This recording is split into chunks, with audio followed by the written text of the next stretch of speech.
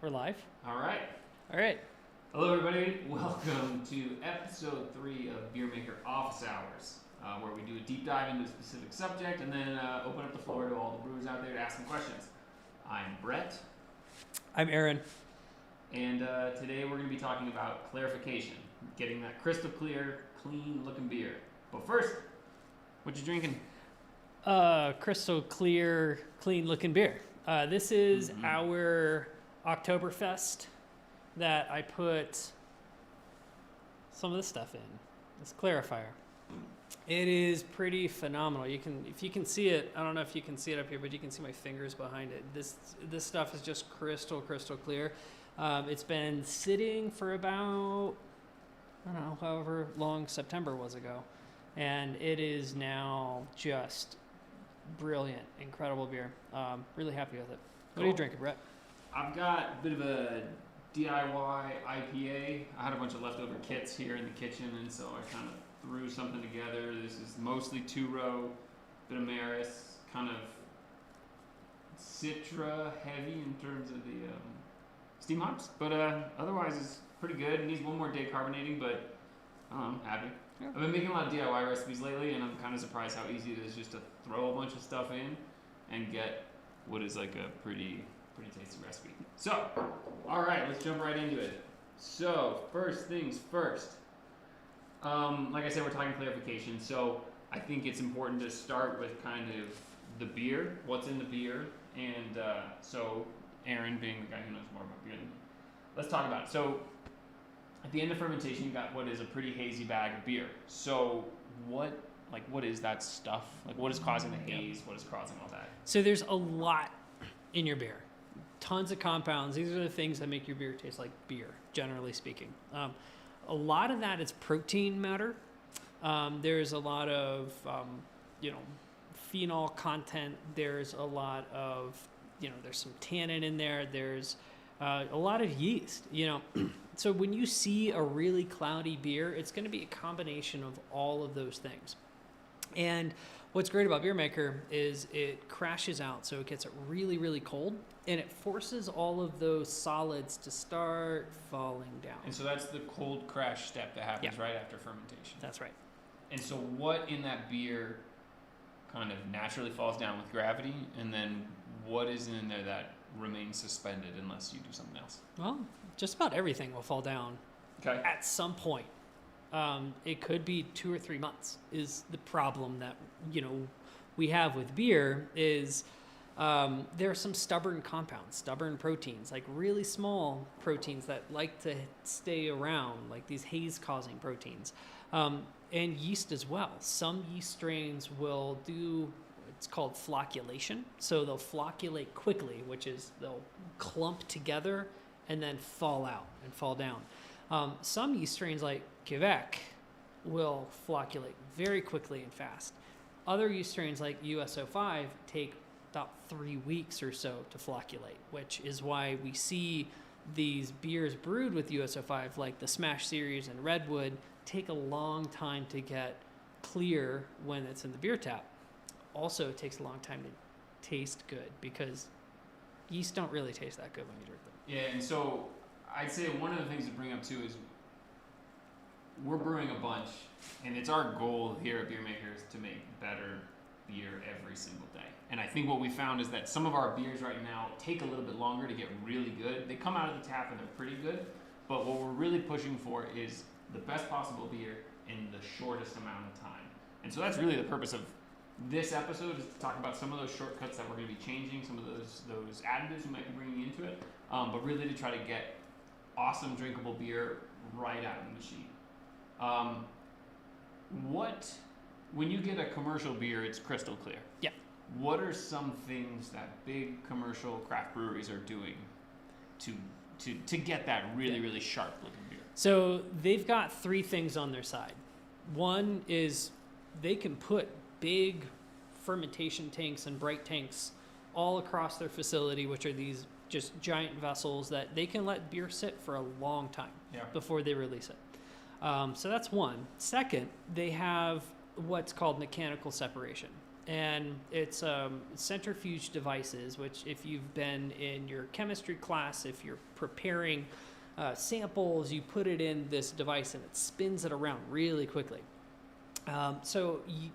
Commercial breweries have these in line. They're these gigantic cylindrical devices that will whip the beer around and push all of that yeast and protein matter to the edges, and then you can just take the clean beer. That's the result. The last thing is filtration. Mm-hmm. So you can use fine filter paper. They can filter things out within. It's actually Matt, who's not here, who just called me. Matt's not here. He's probably, I don't know, going to give us feedback. Yeah. Matt's at home. He's got some family in town, so. I should have answered. He's supposed to not. And the last thing is those filters. And filters, you have to do a step down of filters, starting coarser, maybe 20 micron or so, and then you get down into that 5 micron, 2 micron level. And once you get to about 2 microns, that gets to be a smaller pore size than the size of a yeast cell. So by the time you get that fine, you can filter the yeast out and get that brilliant polish. But that's an incredibly intensive process, requires multiple levels of filtration, and it requires pressure. So it's not something you can just do. So there's a fair amount of stuff that we're never going to get to with Beer Maker just because of scale, because of some of the processes and machines that they have in place. Yep. So let's jump to Beer Maker and figure out what we can do to help you guys get your cleanest and clearest beer possible. And at least the way without the vast knowledge of beer brewing, is the way I'm thinking about this is we're focusing on 3 areas. So first and foremost, we're going to start rolling out some changes to the recipes that gives them suggestions on, clarifying. Basically, it's going to be a new clarification notification and step in the beer making process. The second is kind of physical manipulation, and this is where you guys can just poke and prod and flick your bag and try to work that stuff down. And then finally, there's clarifiers, and we're going to kind of dive into all 3 of these right now. So let's start with the recipe changes. Yep. Aaron. Yes. What are we working on? So we're going to add an optional step at the very end. So when your beer is normally done, you finish your cold crash, and then instead of saying your beer is complete, take it out, your light won't be blinking, but you'll get into a new step called clarify. Yep. And this step lasts about 2 days, and it lets you look at your yeast, how well it's settled on the corners of the bag, and gives you a chance to really work any stubborn particulate matter that's on. And just to be clear, this is 2 extra days on top of the existing recipes. We're going to try to go back to the drawing board a little bit and see what we can cut out. But right now, it's 2 days after your recipe is finished. So if you like your beer right now, you can still take that bag out during the clarification step. But what this is 2 more days where the beer's cold and you have the opportunity to work that stuff down, hit the buy button without accidentally ending your recipe. Right. And the important thing about it is it's still connected to your waste bag. Yep. So because it's connected to your waste bag, you can actually get all that stuff out. But if you get it into your beer tap too early and there's still all that smudge on the bottom of it, then you'll... Oh, hey, They're saying bro. Okay. Yeah, so if you get it to be, if you finish that beer and you pull it out and there's still the particulate on the bottom, you're going to get some pretty yeasty glasses of beer, which is not great. Oh, and then so during this period, I just want to hit the button press bit again. Mm-hmm. So right now, in the middle of a recipe, what happens if you press the button? The vibe motor will start vibrating. Everyone's favorite vibe motor. So now what we're giving you is the opportunity. So you go in there, work it, yep, and it's going to run a 5-minute cycle after you hit that button. Yep. Whereas if you look, I guess you can't see, but when a beer normally finishes, it's blinking, and when you push that button, it basically ends the recipe officially. So we're giving you a window to kind of vibe a little bit more out. All right. Let's talk about physical manipulation. Yes. AKA the poke, prod, and vibe. What are we doing? So I can't help myself. Yes. When I walk by my beer maker, I'm always opening it up and just flicking it, or there's that little pocket of CO2 that builds in your waste. I always push that, and you get this really satisfying bubbling up, and you can see it percolating up in your brew tub. So that's really it. It's getting in there and just kind of moving things around and making sure. You can do that the whole time. Yes. Like this is something we encourage when this thing is running, brewing, fermenting, whatever it is. Like, open it up. I don't know how you don't do it. Yeah, the whole there's time. all sorts of fun stuff going on in there. But yeah, no, you can see some buildup along the insides of that bag. Jake's gonna run a video, and you may not be able to hear us.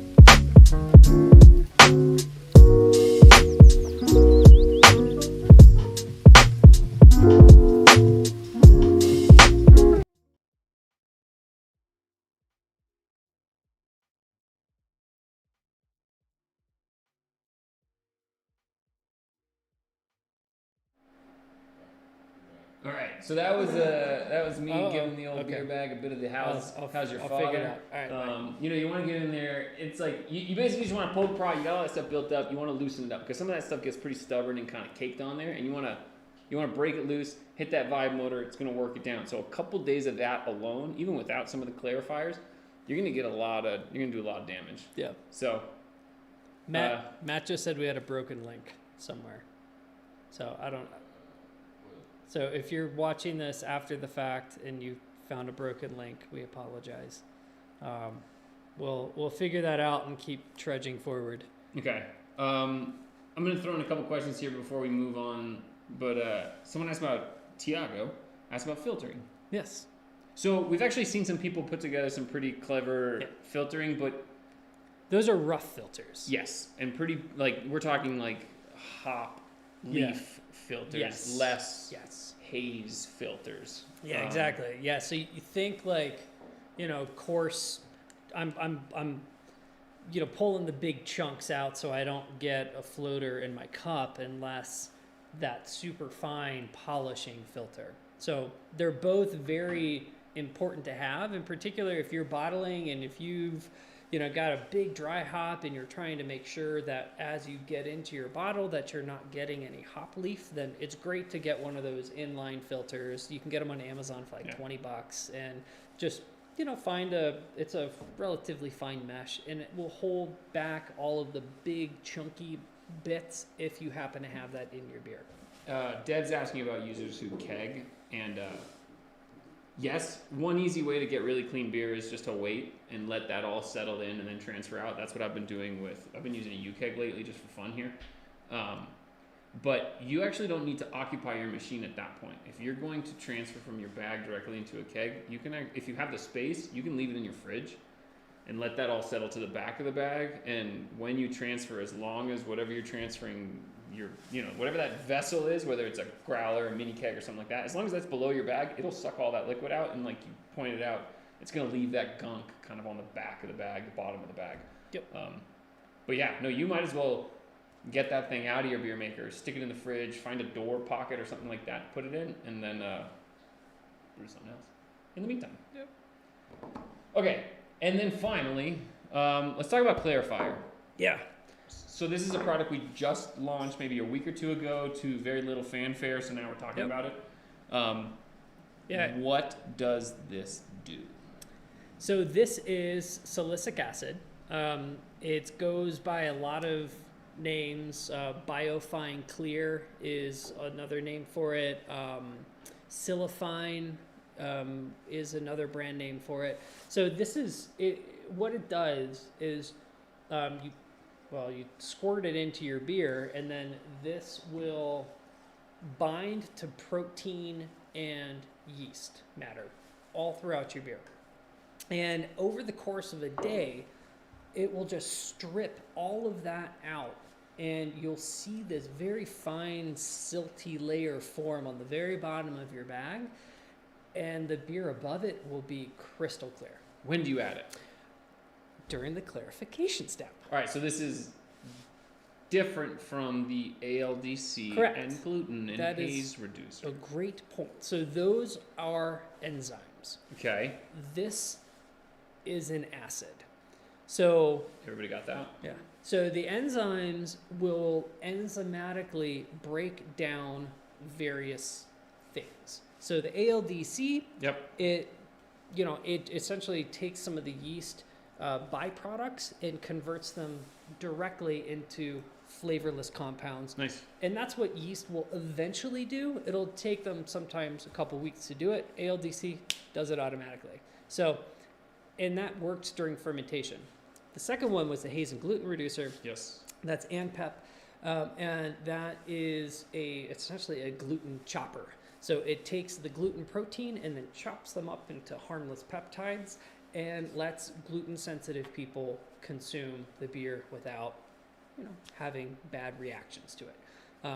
You still hear a lot about celiacs not feeling great about using these gluten reducers in their beer. So your mileage may vary with the gluten piece, Yeah, but it kind of depends on your personal situation. Yeah, your sensitivity to gluten. But Yes. So that means ALDC. So in terms of just getting really nice, clean flavor, clean appearance, ALDC is still an important part of that process. And then clarification, this clarifying drops, are the next kind of new step in this. That's right. Cool. Yeah. So the clarifier, ALDC, and the haze and gluten, those go in when you pitch your yeast. This goes in when the yeast are done, which makes intuitive sense, right? Because what this does is it strips the yeast out of your beer. So if you put this in at the beginning, it will try to strip the yeast out during fermentation, and you won't have a good fermentation. So and what's I guess another question is, how much of the clarifier do you normally use? well, let's see.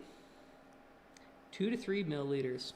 So what's cool about this too is you can kind of control this to his point. Like when you put it in, within a day, you're gonna see a buildup of like a different type of waste, right? Like instead of that really thick gunk, you're gonna get kind of like a very silty, light,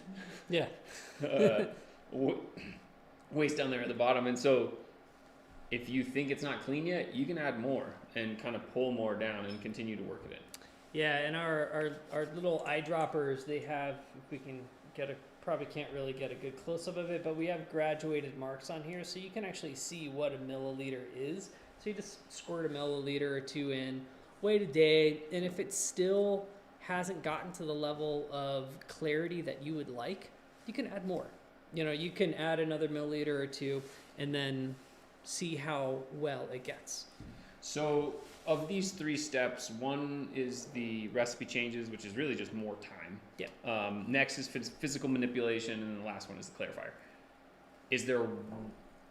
Do you have to do all of them in conjunction? Do you think some are more effective than others? Yeah, so you don't have to do any of them, honestly. You can just give your beer a lot of time. You can give your beer 3 weeks, and it'll taste great. What these do... Wait, I want to stop you right there. Okay. If you give it 3 weeks, do you have to do that in your machine? No. Okay. You can do 3 weeks. You can put it in in your beer tap, put it in bottles, put it in UK. You can just put it in your fridge. Yeah, can you let that bag just sit in your fridge? Yeah, exactly. Yeah. So when you're done, you can pop the bag out, toss in your fridge, brew another beer, and then build up a backlog for when your friends come over. Yeah, I had 2 machines in my basement, and there was a point where consumption and production weren't matched, and I had like 6 bags building up in my fridge. But they were all beautiful. Yeah, exactly. Yeah, it's nice. It's a good problem to have. But then working these all together, I think, in short, yes, like that. Those 2 days of clarification with the drops and a little bit of physical manipulation is going to get you a very, very clean beer. Probably cleaner than you've seen from even letting it sit out for weeks at a time. Yeah, there's some stubborn proteins in there that this clarifier will remove.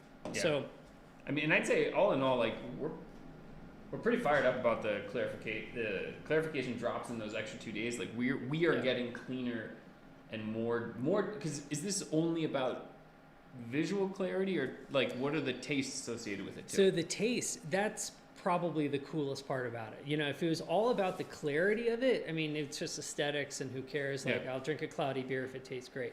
But what's so cool about this is a lot of those, let's call them negative green flavors that you get when for example, you first tap a redwood IPA. Right. We recommend in the app waiting 2 to 3 weeks before drinking your redwood IPA because there are just a lot of these flavors that stick around and need some time to work out. What Clarifier does is takes that 3-week time frame and puts it down to about 3 days to get the same degree of flavor maturation. And maturation is the wrong word because really what it is it just takes that long for that yeast to flocculate and leave suspension. It's all about flocculation. Flocculation, I know. I think somebody Someone's put in a comment. Been flocculating for a while. They haven't. They've been flocculating since during college, I think. too. Yeah. All right, so I'm gonna start diving into questions, but we've got a handful backlogged here. But feel free to jump in, shoot some questions out there. We're gonna work our way down right now. So one was saying, so Martin was saying that he makes IPAs and he's using a lot of Quebec. Are we going to be updating the backyard session program with the clarifying phase? And I will, let me just give a little background on this question too. For folks who are making some of their own recipes up, the easiest way to do that is just to take an existing recipe. So if you're going to make and use your own ingredients on an IPA that you know has a dry hop, it's like, or this type of yeast strain, like just use the redwood. And you kind of change the ingredients. It's the yeast strain that really dictates a given recipe, and then whether or not you're dry hopping. Yep. But for Quebec, our Quebec recipes are admittedly a little the DIY right. At the moment. The maker kits we offer with Quebec are thin. We have 2. The backyard, which was a summer Memorial Day special beer release, and then which we killed, I think, in... It was a session IPA for the summer. Yeah. And then Pumpkin? Pumpkin. Yep. So those are the 2. Pumpkin is no dry hop. Backyard is yes dry hop. And we need to update the DIY section so you can actually use the Quebec recipe. And the reason it has to do with the vibration because Quebec finishes so quickly that it's like all of these just flocculate at once, and it creates this just complete backlog of yeast in the bag that's really hard to work through. So we have to run the vibe motor far more frequently, about 3 times as frequently in Quebec recipes than we do in non-Quebec recipes, just given yeast speed. Yeah, and we are gonna work on more Quebec recipes. They're tough. I mean, like you said, there's so much flocculation, man, that you don't even know what to do. But we're going to try to launch some more, and we're working and experimenting with that right now. IPAs being one that I think are pretty nice because some of those, I don't know, kind of latent yeast flavors can get covered up by a ton of hops. So we're going to play around with those for sure. Yep. Kevin's got an interesting question. So he said he made a porter, brewed it, kegged it months ago. Just kind of left it. Hasn't CO2 hit it yet. Huh. He's like, can I do anything right now on a porter to maximize clarity? Interesting. You keg it, I guess he's not going to answer me now, but no. Keg it in a tap or kegged it in something else. Well, I think at this point, right? So if you haven't moved the beer and it's sitting in a keg, like you've given it the time, right? A lot of what we're talking about is optimizing because beer maker makes 12 beers at a time, and we want to be able to drink those 12 beers and be able to, get our next beer in the machine. So making sure we can do that on, on a timeline that works for us as, beer lovers is important. Right. So if you've got this thing sitting in a keg and it's been there for 2 or 3 months, then that's you should drink it. Yeah, tap it. You should drink that thing, man. I mean, I had a chubby test that I made with Quebec just for fun, that was sitting in here since like July, and it's great. Oh yeah, it was amazing because it's just been sitting there. I think I was drinking that on the last office hours. Right, exactly. So someone asked if I accidentally end the recipe and I want to clarify, what's the best thing to do? So good question. I would say right now, Chad, move that bag to your fridge just because I think we don't have the system in place to kind of start a new recipe and automatically jump to that last step. Yeah. So your best bet, disconnect your bag from the whole machine and just drop it in your fridge and let it sit, chill. Do you have a beer tap here? Or tap it. Yeah, I would say, if you have a beer tap around, I can show a fun little hack. Yeah. Well, we don't. I don't know. We have taps, but so Aaron's what he's saying. Yeah. When you tap a beer, there is an opportunity to add clarifier to your tap. Yeah. It doesn't. Wait. Before you bonk around that thing too much and make a ton of noise. Yeah, you just like blew the dude out in seconds. So the issue here is that you can clarify in your tap, but the problem is that waste doesn't leave the tap. So note that first beer might be a little gnarly. Right. So what I like doing is if I want to clarify in my beer tap, open the CO2 valve and take your CO2 gray valve and just take some of this clarifier and just squirt it directly into this valve. Screw it on.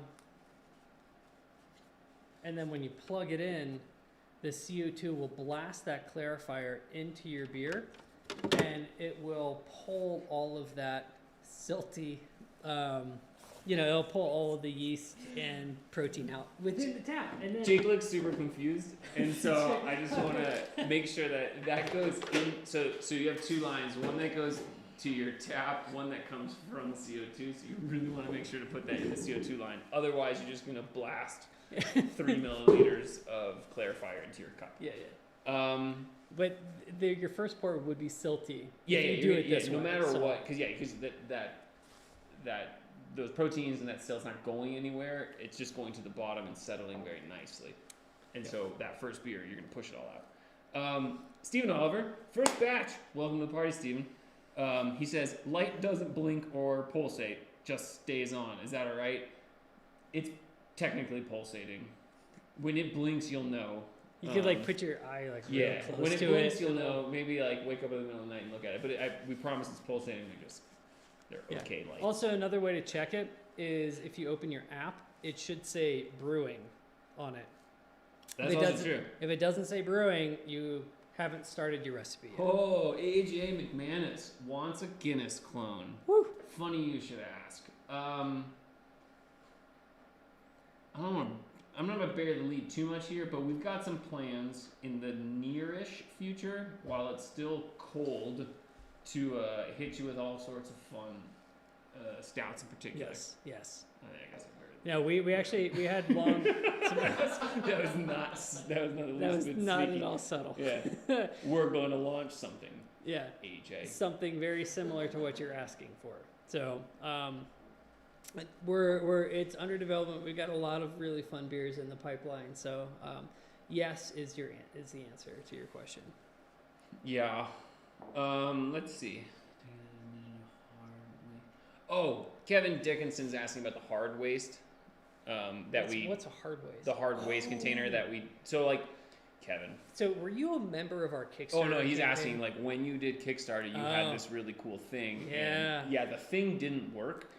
Is about as one of the many reasons we were late, COVID aside, was that hard waste container, because it was a square and we were clamping it, and given polypropylene, it likes to flex, and it's not a great plastic to get a watertight seal on. So we ended up moving to a more realistic option. We still have some reusable waste container ideas in the works, but that rigid one, it leaked too damn much. Yeah, we had to replace it with those one-time use bags. We've got some other reusable options that we're still experimenting, but again, Matt's not here because he's probably working on something else. Bandwidth, we're working on it though. We're trying to get reusable stuff. We're trying to limit the amount of waste we generate in general. Yeah. And then he also asked about the old hop screen. Next week? What? No. Yeah, we got it. Yeah. They're on their way to They're on us. their way. Thank you. They are on their way. I'm hopeful that they show up at some point soon. That'll be a Christmas present to everybody when we get hop screens in. Yeah. But yeah, no, we're working on it, and we have some really awesome beers that we've been holding back on that we're pretty fired up about. As soon as we get those hop screens in, you'll know. Spoiler alert, Yeah. they have a lot of hops in them. Tons, amongst other things. All right, here's. I mean, we kind of touched on it, but we're gonna. I think this needs to be repeated because it is a little confusing. Does the Clarifier augment or replace haze and gluten reducer? It augments. So, haze and gluten reducer was, I think, a little hastily named on our part. It's more just a gluten reducer than it is a haze reducer. The haze that haze and gluten reducer and PEP reduces is a chill haze protein. And the beer maker, during its normal mode of operation, actually reduces that protein anyways. So it's not really well named. It's more just gluten. In all of the next rounds of that, essentially of ANPEP that we send out to people, it'll actually just say gluten reducer on we're it. finding it was less affected on the haze side and more affected on the gluten side, and so that's really where Clarifier we're finding does a lot more in terms of just. I mean, look at it. Yeah, Like, it's beautiful. it's great. Do you want to show them some beers back there? Can't really. No, you can't really. Oh man. I'm gonna say, ask some questions. Jake's gonna run a sexy vid.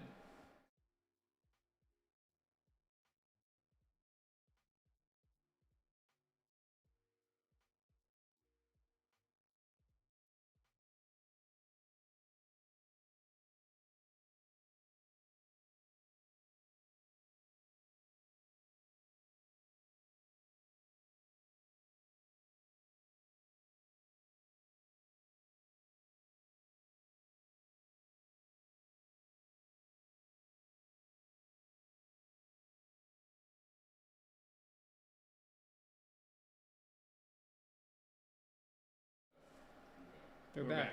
All right. And we're back. So that was just cool stuff. Cool. I mean, what's really nice about when you do the clarification, like the first things that you see, it's like one, you can clearly see that white valve through the bag, and then next you start to be able to see The heat exchanger. Yeah, the plate Peltier back. plate behind it, and you're like, okay, you're looking through like 3.5 inches of beer to get to that thing. Okay, last couple questions are. Let's see. Someone had a hassle with beer tap. Understandable. Are you guys directly supporting any other kegging options, third-party solutions? Kind of. I mean, I think the beer tap thing is a little bit precarious, right? Because we've solved most of the problems, but not everyone has the updated valves, the updated tubing, all that kind of stuff. So if you have a beer tap problem, please email us. Yes, we will help. And we will get you the absolute latest and greatest version of everything, so you don't have that problem, whatever the problem is. So then outside of that, we are realistic that some of the shortcomings in the beer tap is it's kind of big and you can't really move it too much. So while we're not, I mean, like we've been talking to the guys, but like while we're not directly supporting it, it's like, here's a U-Keg Go. I've been having fun with this thing because I can brew them in the office, bring them home and drink them. So they're mobile. Yep. There is a risk of oxidation. There is a risk of contamination, but for the most part, it's pretty good. So if you get the bottle filling wand setup in one of these U-Kegs, either the Go or the normal 128, they're 128 ounces. And we've been using them a lot just because it gets about 90% of the beer. And in the video you can see, but you can basically load straight out of that top valve, so you don't even touch the waste sitting in that bag. You pull all the clean beer right off the top. Yep. Get a couple less beers. Like I said, there is some risk of oxidation, so drink it fast. Yeah. Yeah. move quick. But yep. So far so good. Yeah, and the other thing that we're doing is bottles. I know bottling is a long, dirty, kind of annoying process from a homebrewing standpoint. I've bottled for a very long time. But the nice thing about bottles is I brewed a Sable Porter back in, early November, and I'm letting it age out. I'm doing the full Christian recommended age, and I'm not going to drink them until like New Year's Day. Nice. So it's going to give it like the full like month and a half, 2 months of aging that he recommends. And for those of you who aren't familiar, Christian won a gold medal with this recipe on his beer maker at the NHC, beating out 165 other entrants. So I'm following Christian's recommended schedule to the T, and I've had this. I did sneak a beer, and it was freaking amazing. Good. But I'm letting it age out, and it's what's great about it is because I have bottles. I've got 12 of these things, and I can put them in a cabinet and not be tempted to drink them immediately. And honestly, like, now that I've got a U-keg and I'm still using my tap regularly, but every now and then I like to throw into the U-keg. And I guess for me, it just opened up like the options. Mm-hmm. Like, there are options, right? Like, you don't always have to use the tap. You don't always have to drink in order. And what's really cool about bottling or alternative, U-keg options, you can get a 64-ounce U-keg, bottle half of it, and then you got bottles in your fridge. Yeah. I just found that I was struggling with the kind of kit to kit drinking, and I just I like mixing it up a little bit. And so having something in the U-keg, having something in my tap at the same time, I've just enjoyed the variety. Yeah. I also have like 3 taps in my house, and I love that. Yeah, no, we're a bit spoiled here. Yeah, no, yeah. One of That's fair. them sits next to my kids' milk in our big fridge, and then I have a beer fridge where I have 2 other taps. It's yeah, it's nice. Deb, Start Engine Awards, email Aaron. Yeah. So, update on that. Oh, okay. Seriously, like today or yesterday, we finally got the last of our clearances. Okay. So it's a long process. I'm sorry, everybody. But they're gonna go out hopefully in the next couple days. Steve, when are you gonna update the app? Yeah, Matt. What do you mean? So Matt's not here today because he's working on the app. It's not true. He has family in town. Bruce, status of the hop filter and new IPA kits. Well, Bruce, we talked about the hop filter. It's coming soon. IPA kits. A lot of those are so. We got some early blowback about IPAs. Get too many IPAs. Yeah, but now we don't have enough IPAs, so you just. Yeah, so it's a full pendulum swing, really. But soon, right? I mean, soon is relative, but we have a bunch in the chamber. We have a lot of other stuff in the chamber that's maybe a little bit more winter specific. You know what, Bruce? If you yell loud enough, Bruce, maybe we'll just launch it. I don't know. But we're trying to space stuff out and not overwhelm people. But we got a lot of really good stuff coming up in the next. So we've kind of held through December because so much shopping and crazy stuff. January, we're going to start launching beers again. February is going to be a really, really fun month for everybody.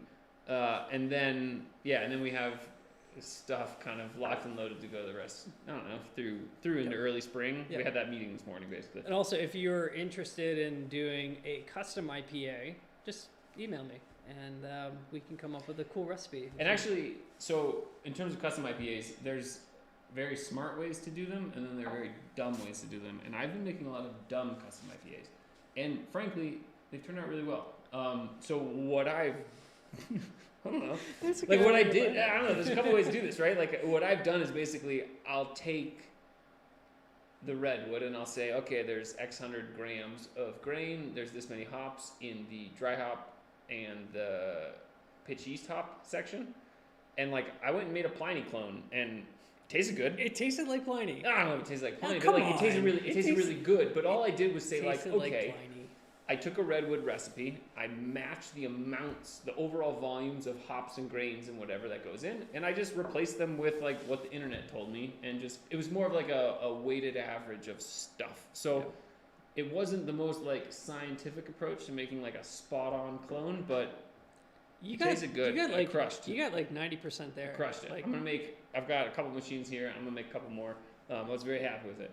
But you can buy most of those hops and grains are available in the Beer Maker DIY stores. You can get, I can't remember what it was, I couldn't find, but it was, it's like starting to use nugget hops and things like that that might not be in the redwood. Or what I've done is I'm just starting to mix and match, make some wild, goofy stuff, and guess what? It's beer. Comes out every time. Every time it's beer. Let's see. Double IPA, Steve. Bury the lead. All right. Let's see. Does it hurt to cut the pitch rate of the yeast? What will happen is the beer will take longer to finish, which could, be okay, because you have fewer cells that you're pitching with, and you'll have those cells eating fewer amounts of sugar that are available, so they'll multiply, and that takes some time to multiply, and then those cells will then eat. So you kind of go through these processes. You get about 3 generations, 4 generations if you underpitch. If you pitch at the rate that we provide in your maker kits, which is 1 packet of dry yeast for a 12 beer recipe, you're about, right around 2 generations of growth. Each generation of growth produces flavor. So if you are only limiting it to about 2 generations, you're limiting your flavor potential. Christian Sable Porter actually has a half pack of yeast pitch rate, so he's pushing more flavor development with his yeast by doing that. But it takes a little bit longer to ferment out. So it's a choice. You should try it. Just try it. See if it comes out well. If you like it one way or the other. If you have 2 beer makers, do them side by side. So we got a question from my man Chad. He's asking about stockpiling. Do we have extra white valves for sale? So this is a Matt question, and Matt would get a you would just punt it to Matt because no one wants to answer it. Well, but yes. So we have white valves for emergencies. The problem with our white valve stock right now is the mold that actually produces those white valves broke at the plastic injection mold They broke shop. the mold when they made those white valves? Yes, they did. Yeah, they did. So they've had to remake the mold, and they haven't been able to perfectly match our previous mold. So we're just working with them. In short, the idea is yes, tons. Yes. Yeah. Yes. The hope is to give you. We're just working with some supply chain issues. Should the cidered kits come with servo? That's a really good question, Bruce. Mine didn't. I have to remember. Should they? Jake says yes. Does it hurt to brew it without? They shouldn't. It'll just give it an extra day or 2, and it should be fine. Nah, you just go for it, man. Yeah, you should be fine. So to clarify, what a good question I'm posing to everybody is, what does Servomyces do? Servomyces is a yeast nutrient that allows you to produce fully, let's call them healthy fermentations without a lot of extra oxygen. Because it gives them the nutrients that they need to create lipids within their cell walls, which is usually the thing that is preventing oxygen deficient worts from fermenting out properly. So Servomyces fills that gap and allows you to do that. What also fills that gap, honestly, is dry yeast. Dry yeast are fortified with a ton of nutrients as they are dried. So they are healthy enough to ferment out without Servomyces. That said, we're erring on the side of caution and giving everybody Servomyces with their beers, because we would prefer the beers to be guaranteed to be great, instead of relying on how the yeast happen to enter the drying process. Cool. I really like this question. Okay. Because Eric says he's drinking a triple right now, but he wants to make a quadruple. Hell yeah, Eric. Any tips or suggestions? Yeah, double mash that piece. So we'll go. All right. So take your triple. I'm trying to remember the grain bill. There's a lot of Pilsner in it. There's the candy sugar. I mean, really, if you take about an extra, let's call it 500 gram bag of Pilsen malt, you should be able to just throw that in with a double mash, and you'll get a lot closer to that. How does one do that? Well, right now you got to email me, and I'll send you. We're working on some double mash beers, by the way. Yeah, so that's a fair. Yeah, and it's going to be really nice once we have this out. In thank you, Brett. Just email me, and I'll send the recipe to your machine, and we'll work on building out a really great quadruple recipe for you. Oh, by the way, when I say email me, support@beermaker.com, email us. and I will get tagged on it, and I'll. Steve was apparently sold by my Pliny IPA clone, and he wants it. You should email Brett, and Brett will send it to you. No, actually he retracted it. JK. Just no. Apparently Steve doesn't want it anymore. He just fuck Steve. Favorite kit? Oh God, how can one choose a favorite? So I go by it's Baby, really throwing off the cliff. I know, right? Yeah. Right now it's the Sable. Like the Sable is just it's outrageous. Like I've had.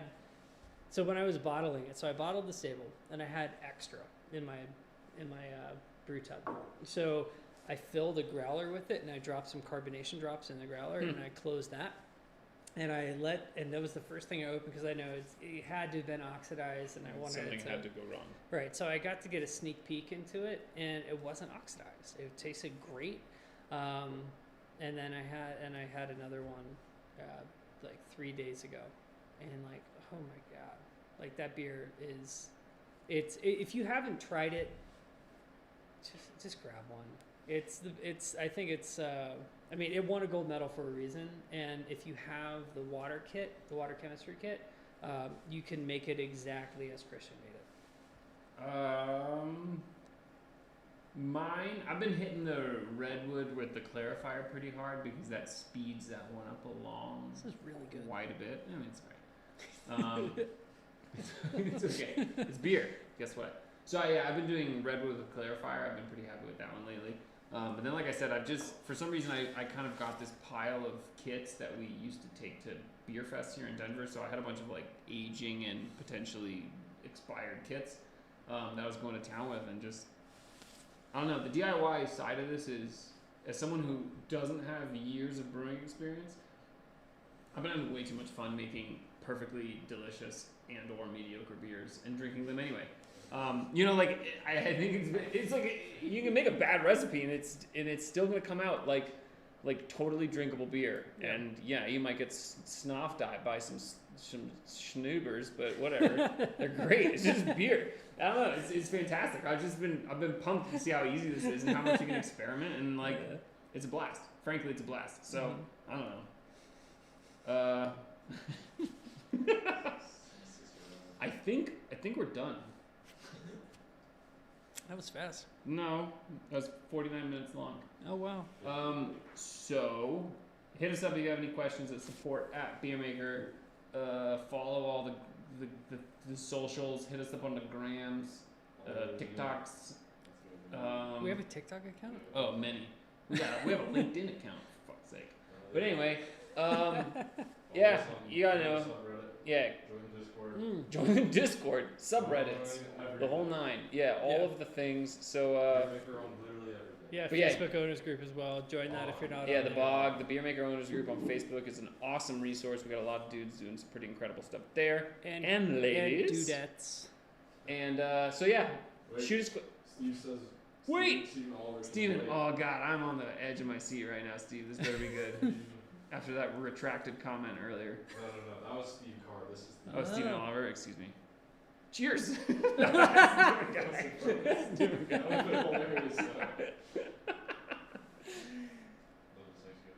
Premixed chemicals as an option. Wait, what chemicals as an option?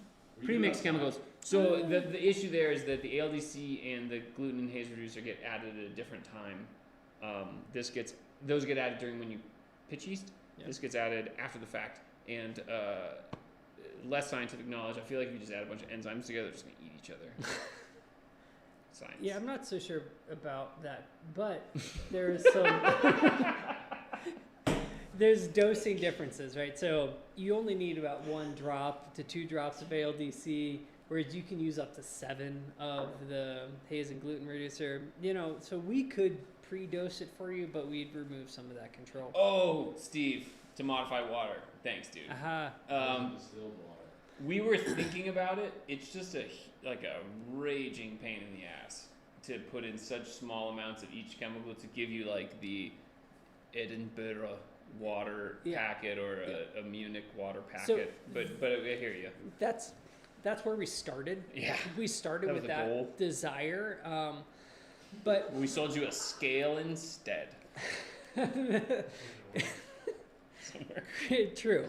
Yeah. And the problem is there are different densities. Different densities and particle sizes of each one of those. So if you look at the calcium chloride, maybe calcium sulfate, one of those two, it's a big ball, and if you crush that ball with really anything metal, it will begin eating through the metal. It's an exothermic reaction with moisture. So you don't really want to be messing with that stuff. So in its current form that you have, it's actually relatively safe to touch and whatnot. But once you start manipulating that to create a homogeneous mixture that you can then dose out properly, you run into a lot of logistical issues. So we gave you a scale. Yeah, we have the recipes. beermaker.com/water. I'm pretty sure. I think it's just /water. But yeah, we've got each. Yeah. We've got maybe like 14, 15 profiles built out, and then you have to weigh them. But yeah, it's just hard. Sorry, man. When we get some like really sweet packing machines where we're packing where you can like dose micrograms, like we're all over it, dude. Yeah, exactly. Promise. You need like 6 microgram dosers. Okay.